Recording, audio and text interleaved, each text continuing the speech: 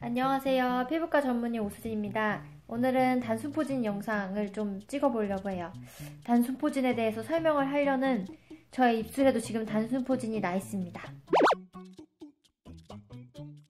갑자기 웬 단순포진이냐고 물어보신다면 이유가 세 가지 있어요. 첫 번째는 제가 단순포진 났으니까요. 제가 최근에 이제 진료를 보고 그 다음에 이것저것 이제 배운다고 학회도 막 쫓아다니고 그 다음에 또 놀 때는 또 엄청 열심히 놀아야 되잖아요. 열심히 놀고 이 삼박자가 어우러지면서 좀 많이 피곤했는지 단순포진이 갑자기 생겼어요. 지금 제 입술에 지금 립스틱으로 가렸지만 그 다음 두 번째는 진료를 보면서 느끼는 건데 단순포진 환자들 정말 많아요. 하루에 3-4명씩은 보는 것 같아요.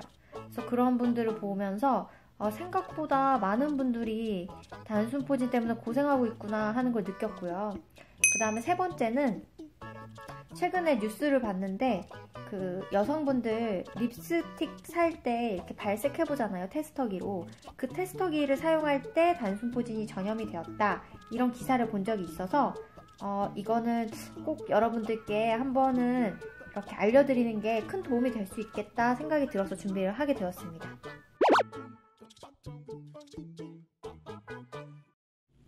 단순포진이란 말 그대로 단순포진 바이러스에 의해서 생기는 질환입니다. 단순포진 바이러스는 1형이랑 2형이 있는데요. 배꼽을 기준으로 배꼽 위쪽으로 생기면 단순포진 바이러스 1형이 원인일 가능성이 크고요. 배꼽 아래에 단순포진이 생기면 단순포진 바이러스 2형 때문에 생겼을 가능성이 커요.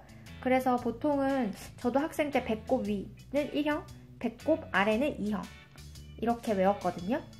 그러니까 배꼽 위니까 입술, 주로 입 주위에 단순포진이 생기면 단순포진 바이러스 1형 때문에 생겼을 가능성이 크고 그 다음 배꼽 아래, 주로 성기 부위에 단순포진이 생기면 단순포진 바이러스 2형 때문에 생겼을 가능성이 크다 이렇게 생각을 하시면 되고요. 어떤 모양으로 생기나요? 물어보시면 저희 교과서에 있는 그림을 따왔어요.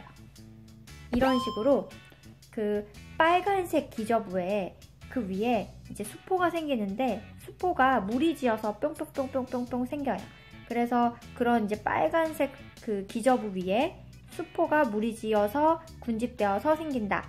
그리고 약간 가렵기도 하고 또는 따가운 증상이 생기기도 하고 그런 병변이 입술 주위나 1형, 그 다음 성기부 2형 이렇게 생긴다.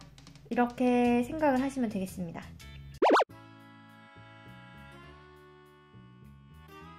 이러한 단순포진의 아주 중요한 특징이 뭐냐면요. 자꾸 재발을 한다는 거예요. 재발.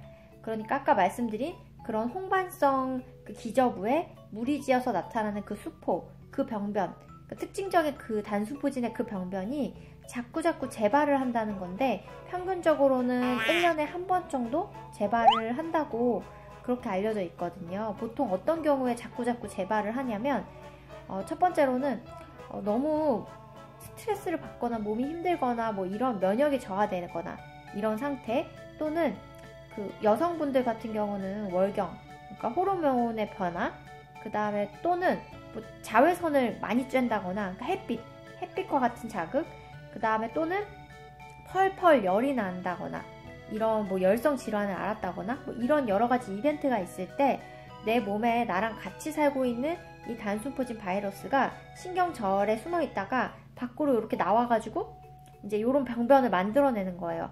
그래서 이 단순포진 바이러스는 1형 같은 경우에서는 3차 신경절이라고 해서 좀 위쪽에 있는 신경절에 살고 있고요.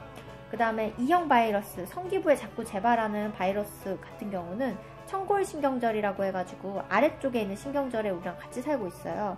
그래서 그러니까 감염된 사람들의 경우에는 같이 살고 있다는 거예요. 그래서 이제 그 사람들이 이제 피곤하거나 뭐 열을 펄펄 또는 뭐 자외선을 쨍쨍 뭐 이런 이벤트가 있을 때 같이 살고 있던 그 바이러스가 밖으로 이렇게 나와서 그런 특징적인 병변을 만들어낸다는 거고, 그래서 이제 보통은 1년에 한 번 정도 재발을 하는데 더 자주 재발하시는 분들도 있고, 그다음에 거의 뭐 재발을 안 하시는 분들도 있고, 그거는 조금 다양해요. 감염되신 분들은 이제 그 신경절에 본인이랑 그 다음에 그 바이러스랑 같이 살고 있다가 피곤할 때마다 나온다고 말씀을 드렸잖아요. 그러니까 감염되지 않으신 분들은 같이 살고 있지 않아요. 오해하지 마세요. 그럼 감염이 어떻게 됐나요? 물어보시면 보통은 그 감염되신 분들 있잖아요. 되신 분들은 이렇게 수포가 생겨 있을 거 아니에요? 입이든 성기부든. 그러면 직접 접촉, 그러니까 그 수포에서 나오는 진물에 의해서 직접 접촉을 했을 때, 내가 만약에 이렇게 입술에 지금 수포가 나 있고 진물이 막 나오고 있는 상태예요.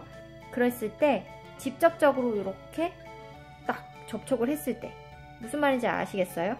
그래서 이제 말 그대로 뽀뽀하면 옵는거라는 거예요.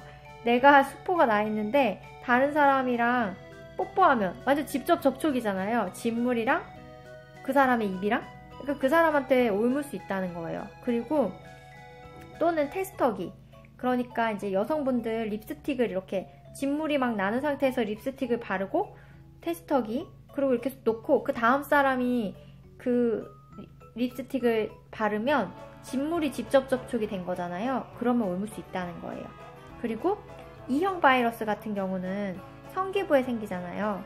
그러니까 성기부에 수포가 나 있고 진물이 나고 있는 상태에서는 직접 접촉이 어떤 경우에 되겠어요? 성관계에 의해서 되겠죠? 그러니까 성관계 시에 그 상대방이 이 성기부에 이제 수포가 있고 진물이 나고 있는 상태에서 성관계를 했을 때 그 상대방한테 직접 접촉에 의해서, 진물의 직접 접촉에 의해서 옮을 수 있다는 겁니다.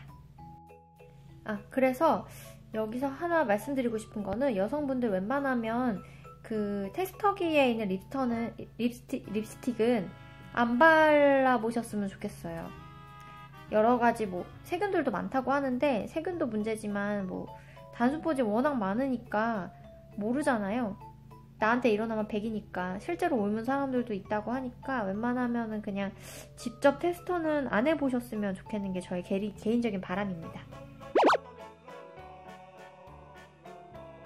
그래서 여기서 또 하나 알아야 될 점은 어떤 거가 있을까요? 본인이 단순포진을 앓고 있다, 내가 진물이 나고 있는 상태다 하면 본인이 조금 조심해주는 게 좋겠죠? 다른 사람한테 내 진물로 인해서 단순포진이 옮을 수 있다는 거를 이제 알게 되었으니까, 예를 들어서 컵을 친구랑 같이 쓰지 않는다든지, 그러니까 단순포진이 이제 수포가 나 있고 진물이 나 있는 상태라면 내 친구랑 나랑 컵을 같이 쓰지 않는다든지, 남자친구랑 뽀뽀를 하지 않는다든지, 그 다음에 만약에 성기 부위에 단순포진이 자꾸 난다 하시면 그 진물이 막 나오고 있는 상태라면, 그러니까 그 수포 안에 진물이 이렇게 터져서 나오고 있는 상태라면 당분간 성 접촉은 조금 피해 주신다든지, 이런 식으로 본인이 다른 사람한테 옮기지 않도록 조금 조심해주는 방법도 좋을 것 같아요. 그리고 여성분들 그 립스틱, 테스터기, 본인이 단순포진이고 진물이 나고 있는 상태면 테스터기 안 쓰는 게 예의겠죠? 부분의 경우에서는 그냥 청결하게 해주고, 그 다음에 건조한 환경을 유지시켜주고, 그 다음에 2차적으로 세균 감염이 생기는 것을 예방하기 위해서 뭐 항생제를 발라준다거나 뭐 그런 그 부가적인 그런 치료만 해줘도 굳이 항바이러스제, 그러니까 바이러스 죽이는 약을 굳이 먹지 않아도 괜찮아요. 그냥 두셔도 된다는 거예요. 청결하게 유지시켜주고 다른 사람한테 전염되지 않도록 좀 주의를 기울여 주시고. 근데 드물게는 의사 선생님이 항바이러스제, 그러니까 바이러스를 억제시켜주고 그런 약을 처방하는 경우도 있어요. 그런 경우는 조금 더 심하거나 뭐 너무 많이 퍼진다거나 뭐 그런 경우에는 부가적으로 그런 경우도 있기는 한데, 대부분의 경우에서는 그냥 두어도 자연스럽게 물집이나 그다음에 여러가지 홍반은 없어진다. 그 기간 동안에는 청결하게 유지시켜주면 된다. 이렇게 알고 계시면 되겠습니다. 또는 너무 잦은 재발을 보이시는 경우에는 항바이러스제를 아주 적은 용량으로 매일매일 먹는 경우도 있기는 해요. 근데 이런 경우도 되게 드문 경우니까 가까운 병원에서 의사 선생님이랑 상의하시면 되고, 대부분의 그 단순포진 재발하시는 분들은 굳이 바이러스 죽이는 약 먹지 않아도 되고, 어차피 이 바이러스 약 먹어도 내 몸에 같이 살고 있는 바이러스는 사멸하지 않아요. 죽지 않으니까. 그냥 청결하게 유지시켜서 이 피부 병변이 조금 금방 없어지도록 좀 노력을 해주시면은 그것만으로도 충분하겠습니다. 자, 저는 다시 진료실로 복귀했습니다. 그럼 다음 시간에 또 만나요. 안녕.